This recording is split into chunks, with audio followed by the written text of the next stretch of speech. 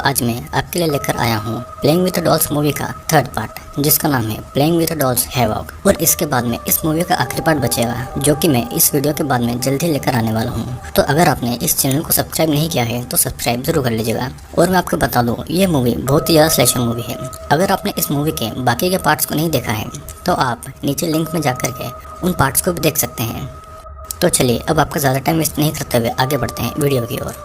इस मूवी की शुरुआत में एक गुफा के अंदर जा रही एक लड़के को दिखाया जाता है, और वही अमीर आदमी जिसे फर्स्ट और सेकंड पार्ट में दिखाया गया था, उसी ने किलर को भी उस गुफा में शिकार के लिए भेजा था। उस गुफा में हर जगह कैमरास लगे हुए थे और वहाँ जो कुछ भी हो रहा था वो सभी अमीर आदमी देख रहा था। गुफा में आगे जाते हुए एक लड़की को डॉल लड़की दिखाई देती है, जिसके पास में कुछ पैसे पड़े हुए थे। वहाँ पर एक नोट भी था जिसमें लिखा हुआ था कि आगे जाओ।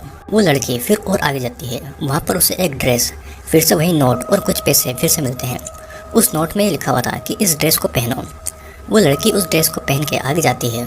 दूसरी तरफ हम देखते हैं कि उस किलर को अमीर आदमी के गुंडे बांधकर गन की पॉइंट पर उस गुफा में लाए हुए थे उस लड़की का शिकार करने के लिए। फिर वो गुंडे उस किलर को खोल के वहाँ से बाहर चले जाते हैं। इधर आगे जाते हुए लड़की को फिर से एक और नोट मिलता है और फिर से एक बार कुछ पैसे भी वहाँ पर थे।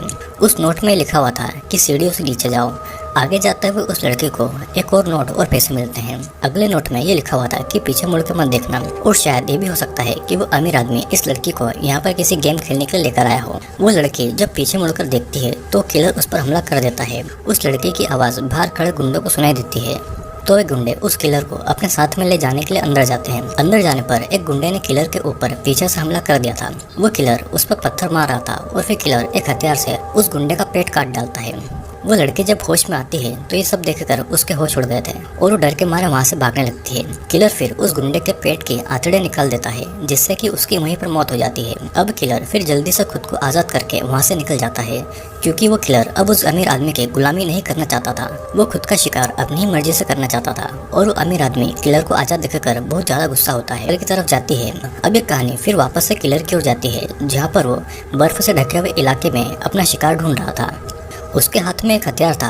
और फिर हम मिया नाम की एक लड़की को देखते हैं, जो कि अपने बॉयफ्रेंड से मिलने आई हुई थी। उसकी कार रास्ते में खराब हो गई थी, तो एक आदमी उसे ठीक कर देता है। मिया अपने रास्ते निकल जाती है और किलर भी उस कार को जाता हुआ देख लेता है और वो भी उस कार के रास्ते निकल जाता है। दूसरी तरफ सारा नाम की एक औरत अपने पति से मिलने के लिए जंगल में बने उनके कैबिन में आती है। उस कैबिन की देखभाल बॉब नाम का एक आदमी करता है। सारा के साथ में उसकी नौकरानी अलीशा भी आई हुई थी। सारा घर के अंदर जाती है, तभी उसके पति का कॉल आता है, तो वो अपने पति को बताती है कि वो उनका कैबिन में पहुंच गई है। इधर किलर अपना शिकार ढूंढ रहा था, तभी उस कैबिन के बाहर मिया आती है। किलर मिया को देखकर बहुत ज़्यादा खुश हो गया था, क्योंकि अब उसका शिकार रेडी था। मिया उस कैबिन के डोर को नॉक करती है और अंदर से सारा आती है। वो मिया से पूछती है कि क्या ये कैबिन ट्रिनिटी का है। ट्रिनिटी सारा का पति था और वो मिया को बताती है कि वो ट्रिनिटी की वाइफ है। और दोनों को एक दूसरे की बातों से पता लगता है कि सारा पति उसको और मिया को धोखा दे रहा है। मिया रोते हुए अपने कार के पास जाती है और सारा उस कैबिन के अंदर चली जाती है। मिया की कार स्टार्ट नहीं हो रही थी, क्योंकि किलर ने उसकी कार को खराब कर दिया था। और बॉब मिया की मदद करने के लिए आता है, लेकिन मिया की कार ठीक नहीं होती।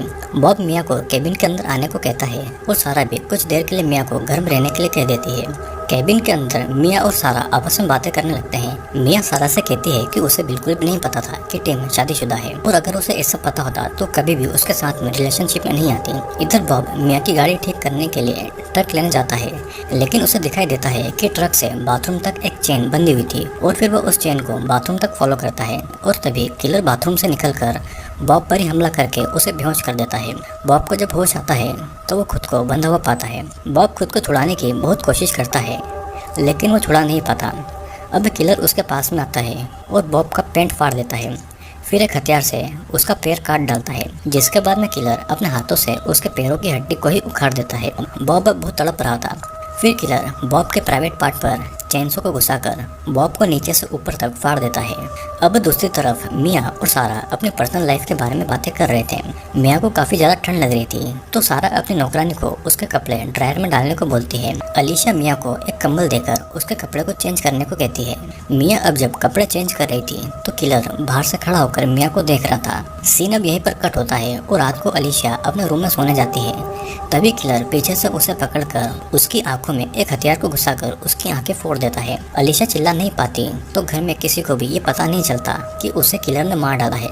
इधर मिया बहुत देर तक बॉब का इंतजार कर रही थी और बॉब को इतनी देर होता देख मिया और सारा दोनों टेंशन में आ जाते हैं और अलीशा भी उनको बहुत देर से नजर नहीं आ रही थी। मिया बाहर से किसी से मदद मांगने जा रही थी लेकिन उससे फोन नहीं लग रहा था क्योंकि किलर ने फोन की तारें काट दी थी। तभी सारा का पति टिम आ जाता है। सारा मिया को उन दोनों को बात करने के लिए अकेला छोड़ देने को कहती है और मिया अंदर रूम में चली जाती है। टिम कैबिन के अंदर आता है और वहाँ पर उसकी वाइफ सारा को देखकर वो शॉक्ड हो जाता है। उसे लगता है कि कैबिन में उसकी गर्लफ्रेंड मिया होगी। सारा और टिम दोनों की आपस में बहुत ज़्यादा बहस होती है और टिम को पता लगता है कि मिया भी उस घर में है और दोनों सब कुछ जान गए हैं। दूसरे वाले रूम में मिया को उन दोनों की आवाज़ें आ रही थी और वो उन दोनों की बातें सुनकर रो रही थी। कैबिन के अंदर ही वो किलर अलीशा की लाश के पास बैठा हुआ था और किलर फिर अलीशा की लाश की बड़ी बुरी तरह से चीरफाड़ करता है और उसके टुकड़े टुकड़े कर डालता है, जिसके बाद में वो अलीशा की रीढ़ की हड्डी को अपने हाथों से भी निकालता है। इधर सारा और टिम बातें कर रहे थे कि तभी किलर वहाँ पर उन पर हमला करने आ जाता है। किलर को देखकर सारा बहुत ज़्यादा घबरा जाती है और टिम उस किलर से लड़ने के लिए चला जाता है लेकिन किलर उसे एक पंच मारकर बेहोश कर देता है और ये देखकर सारा इतनी ठंड में भी उस घर से बाहर भाग जाती है। सारा पुलिस को कॉल करने की बहुत कोशिश करती है लेकिन फ़ोन नहीं लग रहा था।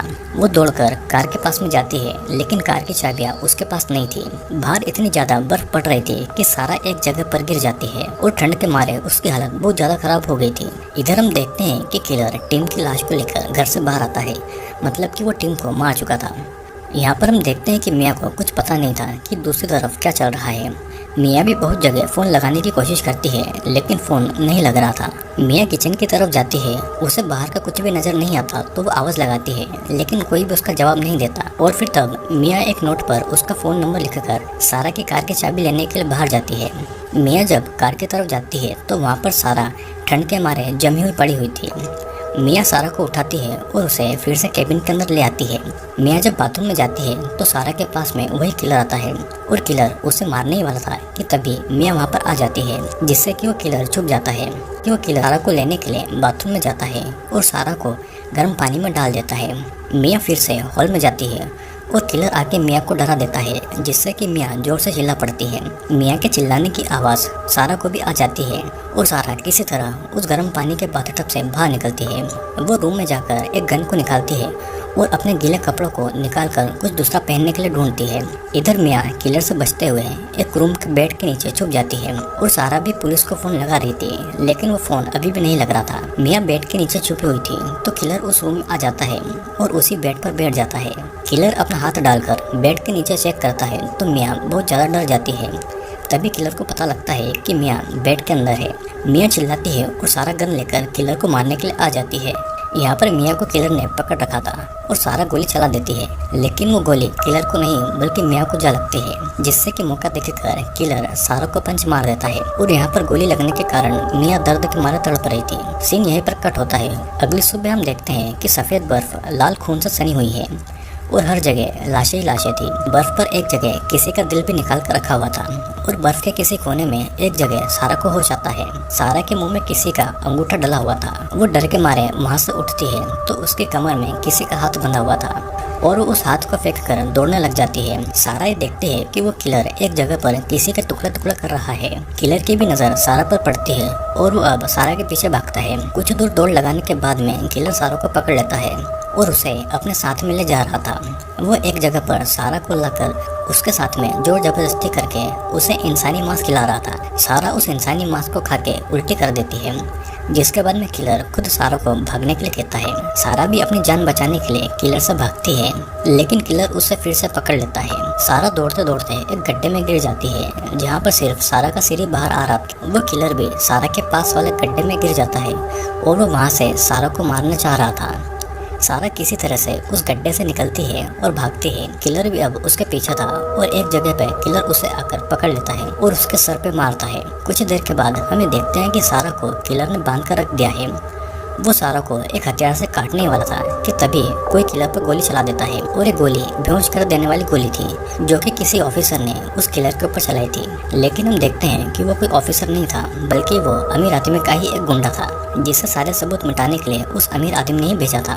वो सारा को भी गोली मार के जख्मी कर देता है, जिसके बाद में वो सारा को मारने वाला था और तभी मिया आकर उस गुंडे को ही गोली मार देती है। मूवी के आखिर में हमें देखते हैं कि मिया और सारा वहाँ से भागने में कामयाब होती है और जब वो गुंडा वहाँ पर आ जाता है तो किलर उस गुंडे के सर पर अपने हथियार से वार करके उसके सर के 2 टुकड़े कर देता है और इसी के साथ में ये मूवी यहीं पर एंड होती है। तो दोस्तों ये था प्लेइंग विद डॉल्स मूवी का 3rd पार्ट। इस मूवी का एक और पार्ट बचा हुआ है जो कि जल्दी आने वाला है और अगर आपने इस मूवी के पहले के पार्ट्स नहीं देखे हैं तो नीचे आपको डिस्क्रिप्शन में लिंक मिल जाएगी जहाँ से आप बाकी के पार्ट्स को भी देख सकते हैं। तो आज के लिए सिर्फ इतना ही और अब हम जल्दी ही मिलेंगे।